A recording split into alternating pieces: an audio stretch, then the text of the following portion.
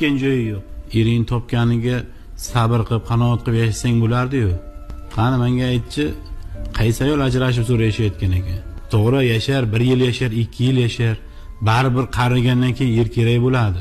Sen internetda ersiz men baxtliman, zo'r yashayapman deganlarga ishondingmi? Hammasini hayoti yolg'on bu internetdagilar. Mana o'zing ham ko'rib turibsan, boshingdan o'tdi shu kunlar. Erdan ajrashgan ayolga hamma yaxshi gapiradi, yaxshi e'tibor beradi deb o'ylaysanmi? Hammasini maqsadi sendan bir marta foydalanguncha, foydalangandan keyin o'z-o'zidan kerak bo'lmaysan sen. Sen o'zingni arzon sotding. Qolaversa qadringni bilmading.